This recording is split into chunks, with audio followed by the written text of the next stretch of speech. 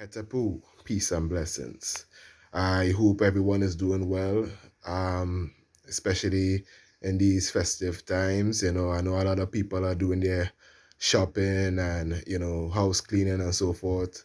Others, like myself, you use this time to, meditate, do self reflection, and these things fast.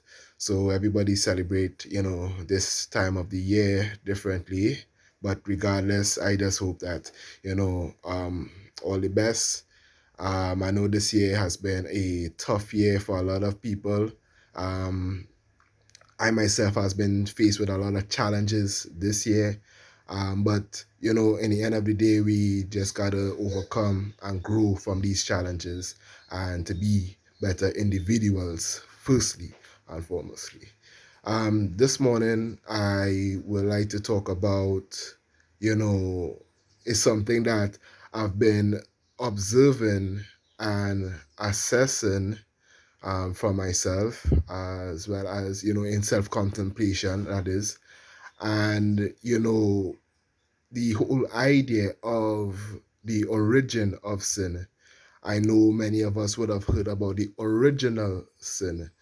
Um, the thing is that when we look at our disposition and our daily activities, we tend to be blindsided, or we don't fully, look at the process from which, our actions and our behaviors, how it, how it derive, where it derived from and how it comes about.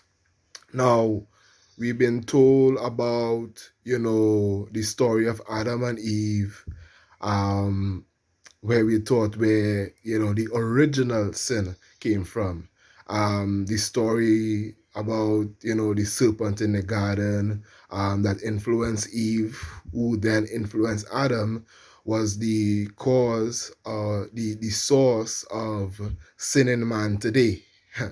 Now, based on this story, we can't really prove that this is how things went down. We can't really prove that this was the source of our, our wrong actions and ill behaviors today. Now, this is the story that most people get from the English translation of the Hebrew scriptures. But when we look at the original Hebrew scriptures, it's quite different from what is taught in the the King James version of the Bible and so on. Um, in the original Hebrew, it talk about three principles. Um, the first principle is called Aish, AISH, and that principle is what has been referred to as Adam. The second principle, Aisha, um, AISHA, and this has been denoted as the woman or Eve. And the third principle, the Nefesh, um, this has been ascribed to the serpent in the common teachings of the whole story of Adam and Eve and the original sin. Now, this Hebrew account was, an adaptation from a more ancient teachings from the ancient Canaanites as well as the ancient Egyptians.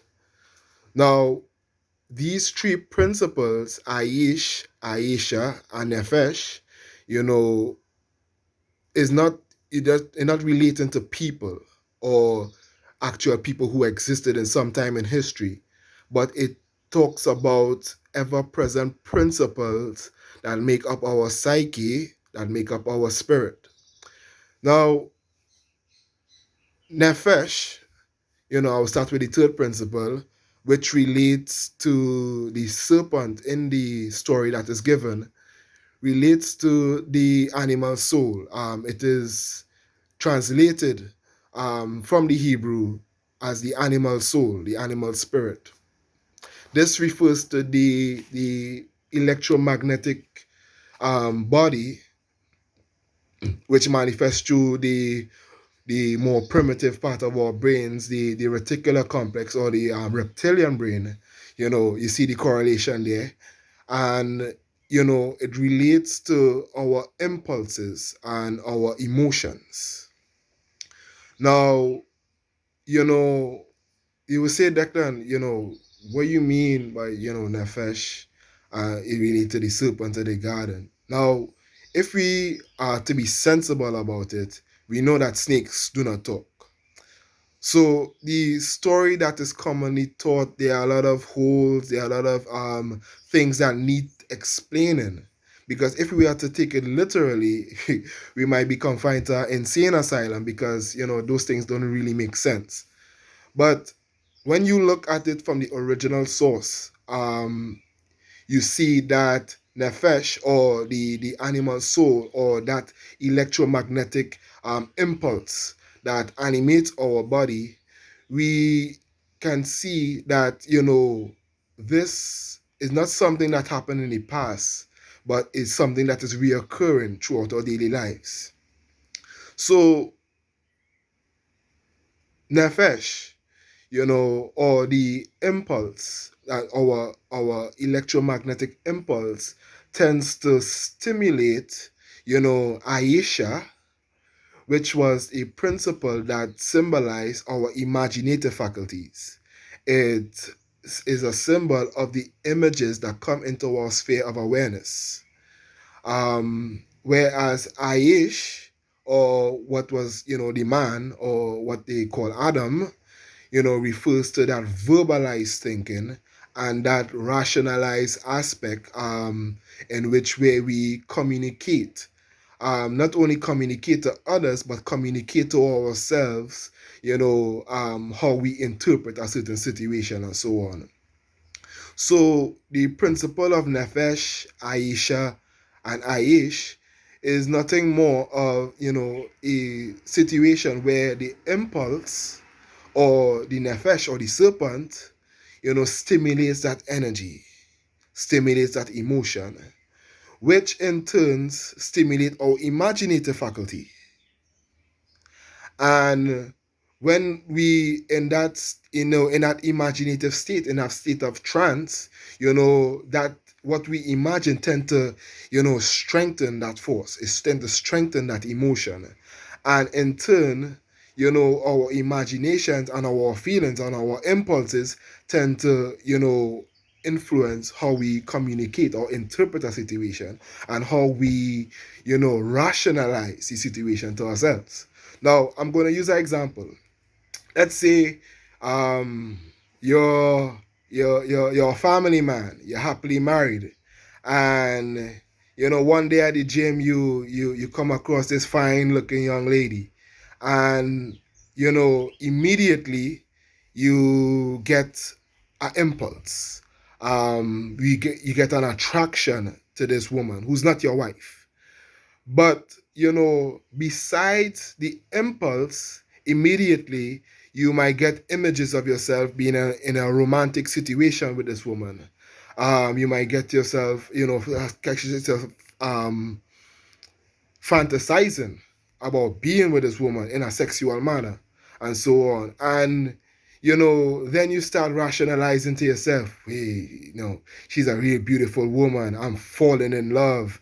I'm falling for this woman and all these different things. And, you put yourself in a position where you will act on that impulse, because you have, increased the stimulate the stimulation of that impulse by your imagination, as well as your, rationalization, and how you communicate to yourself, these urges from, you seeing that woman. Now, you any healthy person, you have no control over the initial impulse, these initial impulses. It's part of our, survival mechanism. And,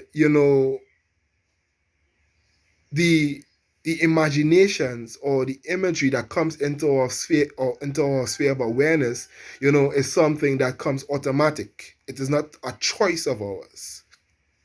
So, things becomes more technical when we start communicating certain ideas to justify our fantasies and from these which originated from these impulses.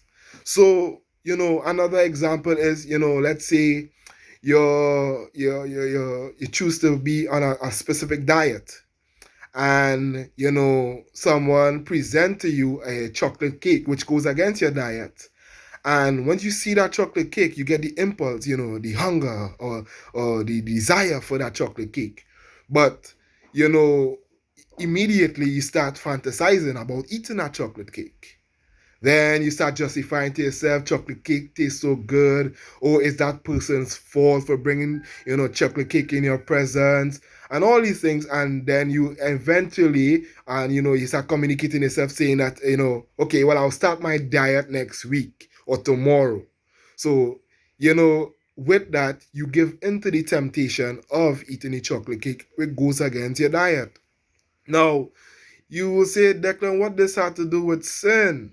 What this have to do with wrongdoing? I don't see nothing wrong with, eating chocolate cake or, admiring a beautiful woman, that is not your wife or anything like that.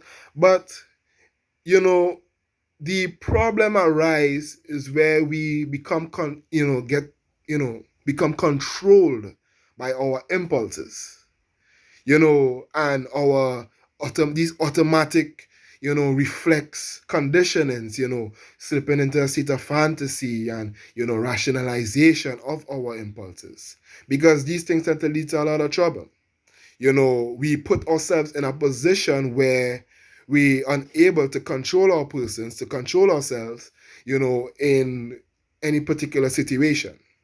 So, I, what I explained to you is not so much of as the original sin, but it's more of the origin of sin. It is not something that is secluded to the past that we cannot change or anything like that.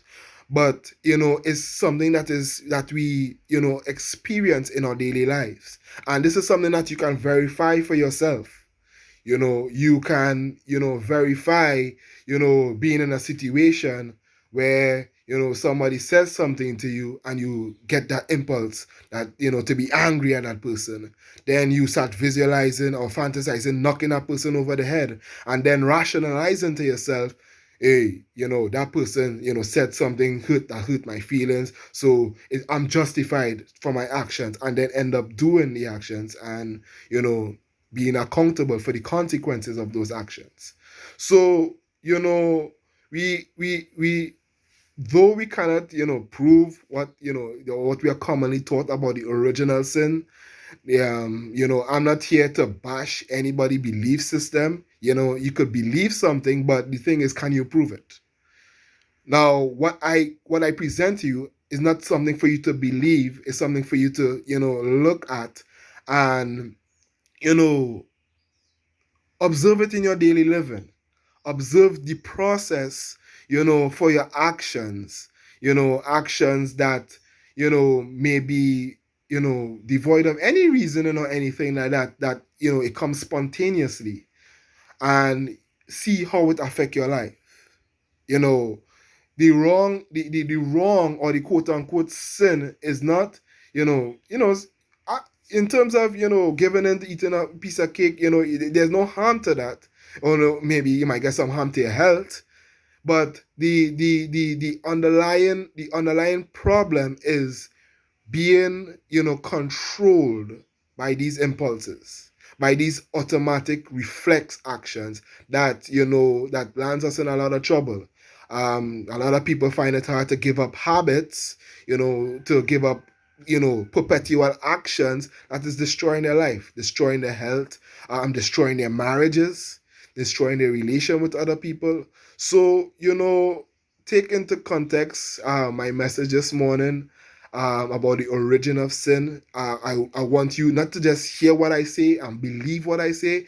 I want you to, examine it for yourself. these faculties, these are faculties that are ever present in us. You're not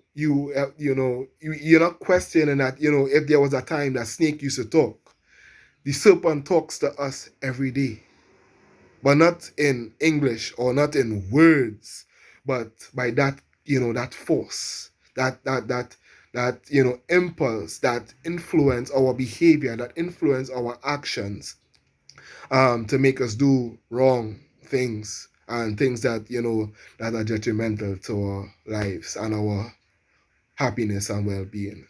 So I wish and I pray that everybody have a safe holidays, whether you celebrating Christmas or Kwanzaa or Hanukkah or like me the winter solstice. I would pray that you have a safe and enjoyable time. Be cautious, be wise, and love the people around you, because you know from as we experienced this year, we lost a lot of people, and it brings a reality that our time here is not not permanent, and the people around us are not permanent. So take this opportunity to love the people around you. Take this opportunity to be good towards other people. Always be good towards other people. Always be truthful to other people. Peace and blessings.